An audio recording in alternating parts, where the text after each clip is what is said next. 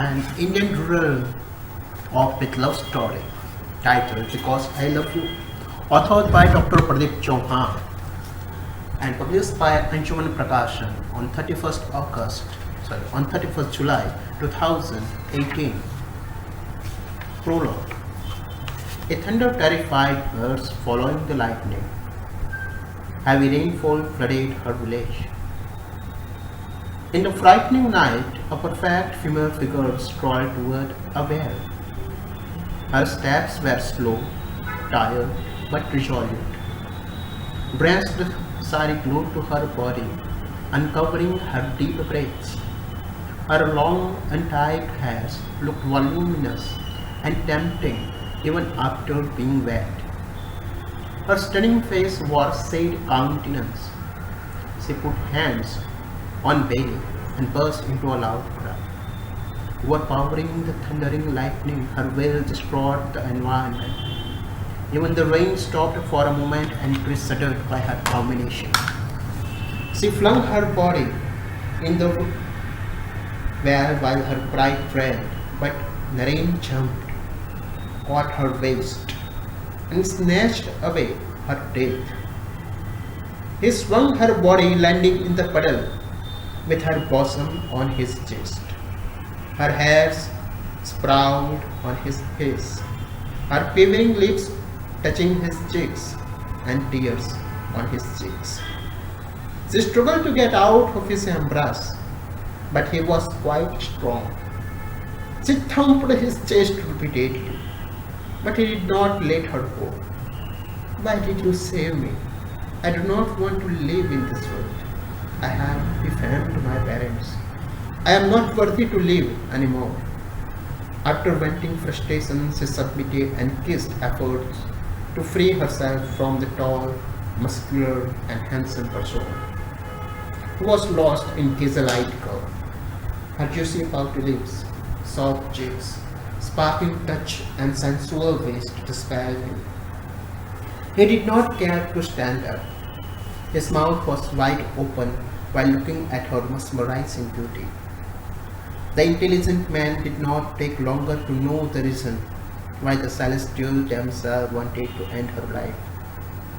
She let herself merge in the empathetic magical embrace, which confided her the arms would give back her life and respect.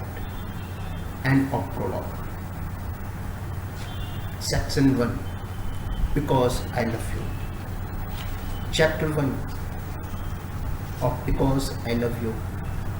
After a few years, somewhere in a village of Panchmahal, the boy jumped and threw his school bag on the lush land, being welcomed by the roaring river, mooing cows, swarming birds, bailing deer, croaking frogs, kicking hares, ribbon monkeys, and dancing trees. Kanji closed eyes when fragrance of flower wafted in his nose. Grass trickled his skin, a sparrow landed on his chest, compared him to open eyes and to look at the booking bird. The little bird chirped in cheer, meeting eyes with him, and a serene smile flashed on his face. The bird played with him for a minute, then floated back, his gaze trailing the sparrow fixed in the sky. The open, wide, and blue sky reflected his life, sometimes cloud hiding the sun. A tender touch damping his cheek steered attention to a cow licking his face. He extended hand and caressed her head. The cow moved, entreating something. Kanji kissed it between two large gleaming eyes and fetched out a fruit from his school bag. His proud fingers on the bamboo flute and set lips on the blowing oil. Slow air blown from the slightly departed red lips passed through the flute and created a music mesmerizing flowing rivers. Chirping birds, gazing cows, shining sun, and everything present there. The river stood still to perceive the music. It would express joy, roaring, and sorrow in form of the verse harmonizing the music. The tune from the divine flute drummed cows' ear and touched hearts. Birds danced with the music, breeze cascaded in rhythm, trees swayed, and sun peeked out of the cloud to release the music. The nature was absorbed in the music emanated from the flute. Magic was not the flute barely made of simple bamboo stick. It was the boy who awestruck the nature. Serene smile, innocent round face, large eyes adored by curly long hairs, shoot his name, Kanchi. Abruptly everything turned to their business even after the flute was being played. Cows returned to graze, rivers started to flow again, and trees stood still when they anticipated her arrival. Yashoda, Kanchi's mother, appeared at the horizon, stamping in anger, carrying a can in one hand. She was accompanied by headmaster. Panicked Kanchi hid foot and fished out a book when he caught her look. He mocked Ray, but Yashoda had already seen him playing the flute. She hoisted before him, but he continued to pretend reading and ignored her. What are you doing here? Fear passed down through his spine to hear her wrathful tone. Although he did not answer and act like lost in book, he was settled. Kanji, stop making you fool and answer me. I know all your tricks. Kanji looked up. Ma, I am reading. He murmured as innocuously as he could.